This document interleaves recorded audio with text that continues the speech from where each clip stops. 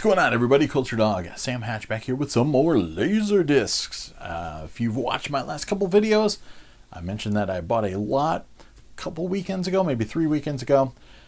Probably 160 something discs, something to that effect. So we're slowly going through them all and deciding what I'm keeping, what I'm letting go, etc. But keeping the bulk of them because a lot of the stuff I've always either wanted or didn't know I wanted until I got it. And a lot of 90s stuff that's in my wheelhouse, and 90s reissues of 80s movies too, which I love that stuff with their letterbox and everything. So let's dig right into it, shall we? Up first is talking about those 80s letterboxed reissues, or 90s reissues. There is a later one. Actually, no, this one's 89, so this technically doesn't count. But there is a later one that's an AC3, which I will have to get. But this is a nice letterbox copy of Peter Hyams's 2010, The Year We Made Contact, or Make Contact. Because, yeah, 2010 is in the future. I gotta remember that. We didn't made contact because it's not 2010 yet. It's 84. Yeah, fun flick. I'm an apologist for it. It taught me that the future meant I would have a swimming pool with a dolphin in my living room, and I'm still waiting for that future to happen. Yeah, killer cast. Good flick. Then one of the Disney Archive collection releases that I didn't have, and it was on my list. Widescreen, very nice. I love the kind of gold inlay jacket here. 20,000 Leagues Under the Sea. I do have quite a few of the other Disney special editions, so it's nice to have this one. 2 discs and a gatefold. Yeah. Some decent special features on here. Clips with Walt Disney, Kirk Douglas, and Peter Lorre. Storyboard, set design sketches, drawings, production photos, original animated sequences, and theatrical trailer. So, yes. Then this was one of those things that's, I guess you can call it a common, though I don't really run across it on a regular basis, but it's just a run-of-the-mill 90s movie that I've been wanting to get for quite some time after I saw it on cable. It's a Ridley Scott film, but it's not one of his celebrated films. That said, I wanted it, and it's in widescreen. I do believe it's 2.35 to 1. Very, very nice. 1492 Conquest of Paradise with Gerard Depardieu and many more in here. Killer cast. Is this the one with... Because there was 2. There was Christopher Columbus, too. There was one with Michael Wincott. I can't remember if that was this one or not, but I'm going to have to watch it again. It's been quite some time. And then this one was sealed, but I tore it open just because I wanted to watch it again. Unfortunately, the shrink wrap it did a little bit of damage from the pressure and created some stress fractures in the jacket. But it is a Lawrence Kasdan flick, so yeah. It's interesting when he does Lucasfilm type product and then does things like this and The Big Chill. But it's got William Hurt, who's always cool, Gina Davis, and Kathleen Turner, The Accidental Tourist. I remember seeing this on cable and enjoying it back in the day. So since this was a widescreen edition, or should be, mentions widescreen somewhere. Oh, there. Warner was the worst back in the day of letting you know that their stuff was widescreen. They would hide that stuff until it was popular to widescreen, letterbox films. This was sadly one of the things I was most excited about in this lot. The disc is minty for the most part. It does have some bends on the bottom, but this is a reissue from what year? 1994, so pre-AC3, but it's got a great soundtrack, and it's letterboxed. Taylor Hackford's Against All Odds. Yes, I know it's heretical. It's a remake of a beloved film noir film, but still, I love this movie, and I like it even more every time I watch it. The soundtrack's also great. You should get it. It's got Genesis members galore. It's got Phil Collins' classic title track, a really great Peter Gabriel song, some Mike Rutherford stuff on there, Stevie Nicks in there, Kid Creole and the Coconuts, killer cast. Jeff Bridges and Rachel Ward and Alex Karras and James Woods is just, yeah, super creepy. So, yeah, I was mega psyched to have Against All Odds. So, I don't know what that says about me. I never had the big box of this, but I also never had this smaller Pioneer Special Edition, which is just a couple discs, I believe. But I still wouldn't mind checking it out. It's AC3 Dolby Digital, nice PSE with some commentary track and all that good stuff of Amadeus. So I do vaguely remember trying to watch this on cable back in the day. Didn't quite connect with it. Maybe I was too young, etc. Maybe it didn't have enough Falco on the soundtrack. But I think I'm gonna watch it again. It's got this cool triple gatefold of Doom. Again, much like Jurassic Park, this first flap is useless. It's got a useless flap. And let's see. Does it have... Oh, no, it isn't a triple. I thought it was a triple. But it's just like Jurassic Park then. They just cram all the discs in this little pocket. But yeah, THX certified. Nice special edition. This is an upgrade. I had originally picked this up at Retro World Expo last year. But this is a even mintier copy of the Signature Collection release of Animal House. Classic childhood favorite of mine. Don't ask questions. Yeah, great release. A couple special features. Yeah, the yearbook, Animal House reunion, theatrical trailer, etc. And a nice gatefold. Well, bam. So yeah, nice special edition. Then, yeah, you gotta have it, I guess, as a cineast. I mentioned before, I'm not really a Woody Allen guy, but yeah. Anyhow, yeah, I'm more into Bananas and Sleeper and that sort of stuff. But yeah, hipsters. This is kind of like hipster ground zero, man. I'll check it out at some point.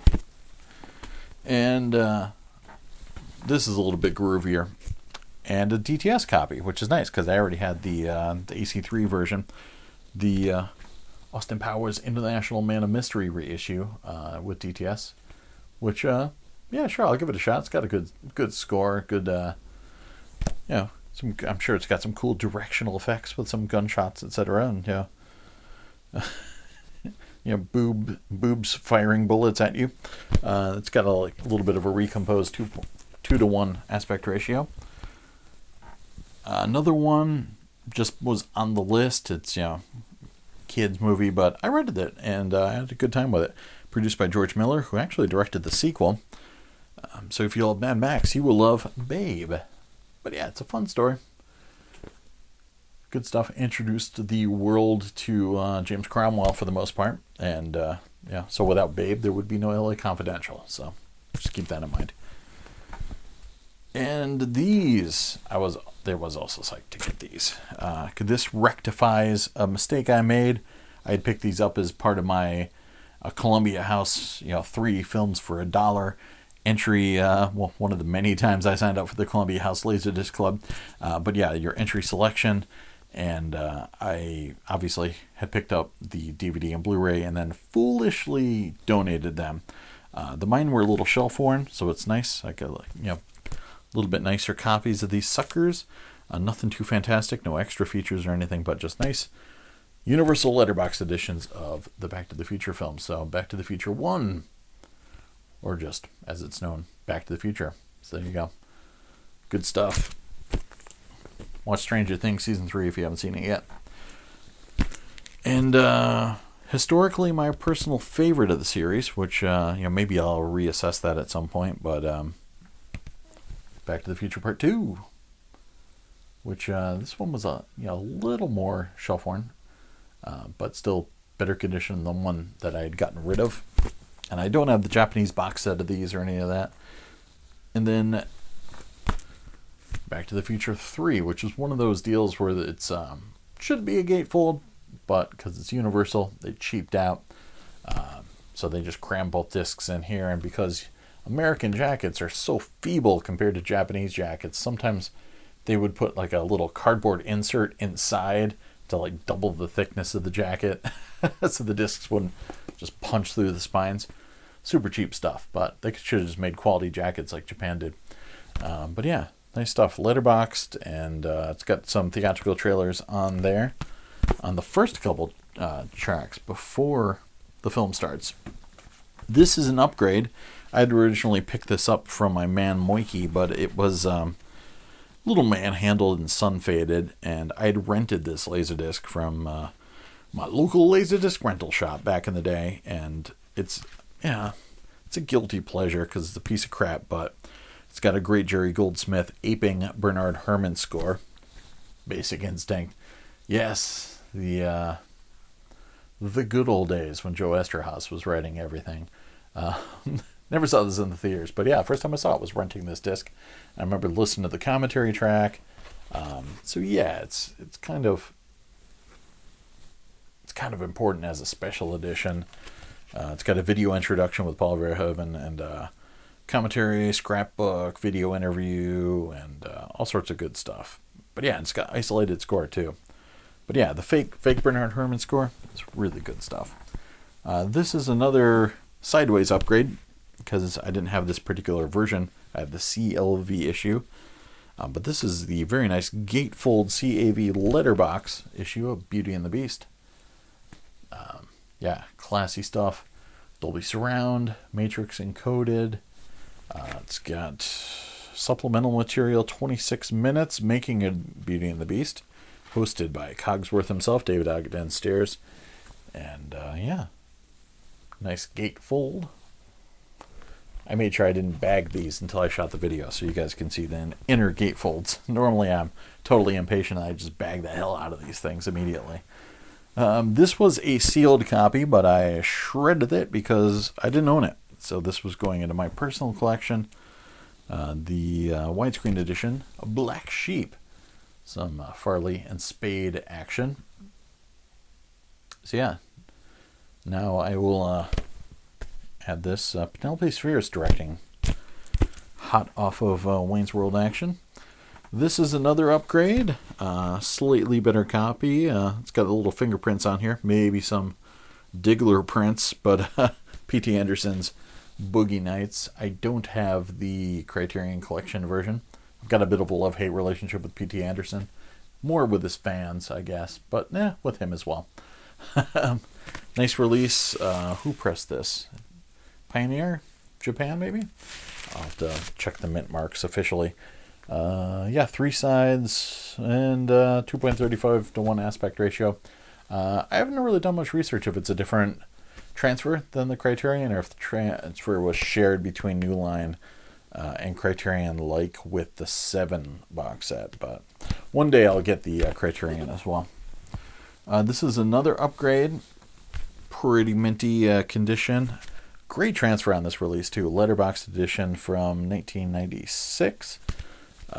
Casino. I've only seen this movie on LD. Like this is, maybe I rented that on VHS when it first dropped because I didn't catch it theatrically, unfortunately. But yeah, I watched it on LD a lot. Looks great. And this one, another one I just didn't have, but I had watched and enjoyed enough. Brad Silberling directed the big screen adaptation of Casper. Yeah, fun stuff. And there is a DTS copy of this as well, which I hear is pretty raucous in the surrounds. But yeah, so I just got the normal letterboxed edition, which predates AC3. Well, actually, no, it's from 95, so. But still, it has a Matrix surround soundtrack and not 5.1. This was another upgrade. A nice minty copy of Chasing Amy. And very nice gatefold. This is spine number 360. I kind of didn't love the finale to this when I saw it. Kind of fell apart in the last act for me. Haven't seen it since I saw it in the theaters, so maybe I can reassess that. It's got original film stereo soundtrack on digital tracks, commentary with Kevin Smith, Scott Mosier, Ben Affleck, Jason Mewes, Robert Hawke, and John Gordon on analog track 1, and the Dolby Digital soundtrack on analog track 2. And this is, of course, the notorious release wherein Kevin Smith declares his hatred for DVD pretty much right off the bat. because of the time this came out. DVD versus LaserDisc was a big hot topic amongst video collectors. Then this is a letterboxed release from 1993. A lot of Spielberg in this collection, which is cool. The color purple. I always appreciate when the Warner releases have the entire cover graphic here and not the stripes. I don't mind the stripes on the back, but a lot of times they'll put like a silver stripe on the front or over here, and it just kind of wrecks the jacket composition. So I appreciate the full purpleness. 3 sides. And matted, so 1.85 to 1. No special features or anything, but I'll keep it for the Spielberg collection. And also an important cinema classic from 94, this pressing. Coen Heads, which was surprisingly way more fun than anybody anticipated. Perhaps even the filmmakers themselves. More David Spade in this too. Steve Barron directed, and just ridiculously goofy and fun stuff. Oh yeah, Michael McKean in there too. Forgot about that. Yeah. And here we go. 80s reissues. Pioneer dropping this sucker in 95. Film that was a cable staple back in the day. Simon Windsor's Daryl. Yes. Robots and kids go hand in hand, especially in the 80s. Even cooler than Vicky, Daryl. He was the man. And he plays baseball and stuff. Yeah, good stuff. Marvin Hamlish did the music, huh? That guy likes Daryl. And never had a copy of this on LD, which is a shame. I have the Criterion Collection DVD, of course. But Dazed and Confused. It's funny, it's the way this is kind of marketed is like almost, not too dissimilar from something like Half Baked or whatever. But it's like, now it's revered much more than you would kind of get the vibe from the original packaging for it. This doesn't look like, American film classic from Linklater. Yeah. It's just like, stoner comedy. Good stuff, though. This I had to check for rot, and this was an upgrade for me, so I was excited about that. The Barry Levinson adaptation of Michael Crichton's Disclosure. Some cheesy 90s-ness in it, but that kind of makes me enjoy it all the more. And yes, I remember working in the corporate world in the 90s, and when this period happened, sexual harassment in the workplace was the huge hot-button topic, for sure. So very, very timely stuff, written quickly and filmed even quicker. But yeah, it's cool. I like the corporate intrigue aspect of it even more than the obvious sexual harassment angle. This, I remember it coming out. I remember seeing the video all the time on MTV and VH1, but never did get around to seeing the film. But Jeremy Levin's Don Juan DeMarco with Marlon Brando, well past his sell-by date, but and Faye Dunaway in there as well. So yeah, I'll check this out. Why not? Does it have AC3 Dolby Digital? Yes, it does. We have a winner at 5.1. Then I do have the DTS copy of this. I don't have the Signature Collection, but this is another nice minty upgrade of the normal THX certified Dolby Surround. I think it's just Matrix Surround on this version. Dragonheart. Yes. Another American movie classic with Sean Connery as the voice of Draco and Pete Postlethwaite in there, and of course Dennis Quaid and the amazing David Thewlis as the just ickiest dude ever. This I had avoided for so many years because it's a stupid Warner Brothers Silver cover. Never totally realized the stats therein, and now I'm psyched to have it. Steven Spielberg's Empire of the Sun, Silver Stripe. Used to avoid these things because usually they meant pan and scan or 4:3 transfers. But this is a very stealth letterbox edition. I learned after the fact that a lot of the pan and scan and 4:3 transfers of Steven Spielberg movies were in fact really not. They were letterboxed, but because letterboxing was not a very popular practice at the time, they would hide the information buried in the indicia down here, as opposed to putting widescreen on the side there or on the side there like they would later do. So this is actually letterboxed. So I avoided this for no reason for all these years. So now I've got a nice minty gatefold copy of Empire of the Sun. So I really just need to get well, the truck's coming by with my fresh LaserDisc arrivals. I just need to get Sugarland Express, Duel, and maybe Amistad, I think, to complete my my Spielberg. All right, we'll start wrapping down soon. We're up to the E's already, so that's good. Nice upgrade for my Fox Video release from, what year was this? 1996. Yeah, nice issue. Though I do believe it's just Matrix Surround, but still, who's complaining? 2.35 to 1. Enemy Mine. Zamis is my boy. He's the coolest. Maybe he'll get his extra fingers someday. Maybe not. But yeah, really dug this flick. And similar crashing in far-flung locales. I have the Criterion Collection version of this, but this is also a very nice gatefold, so I might hold on to it anyways.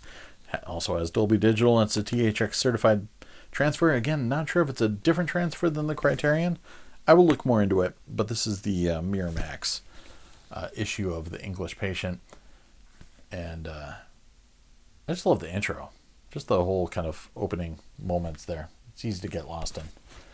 Nice gatefold. I've not seen this in a while, though, so it might be nice to rewatch it. The last time I watched that, I had a 43-inch Sony RP TV, and man, I don't know what else. I think a CLDD 504. This is another one of those Spielbergs. I thought this was 4:3 because it's not heralded as widescreen at all on the cover. But E.T., it's got a little bit of wobble in the jacket because of the way it was stored, but very, very nice. And there is a tiny letterboxed disclaimer on the back to preserve the artistic integrity intended by the filmmakers. This film has been transferred in the original aspect ratio, i.e., Steven Spielberg made us put this, made us release this letterboxed. Yeah, I had no idea that this was letterboxed, so I should check this out. I don't know if this has the swapped audio tracks like the CAV box does. I don't believe so. I haven't heard about any complaints about the audio on this, but this came out in '88. So again, I'm keeping it. I do have the Signature Collection box set, which is gorgeous, but and we might as well close out E's. I think we can fit these in. This also I don't have the Criterion of, but this is the Touchstone, or no, Hollywood Pictures rendition of Evita. So I have not seen this. Jonathan Pryce is my man, though. And it's got Antonio Banderas and Madonna and Alan Parker directing. Nice gatefold here.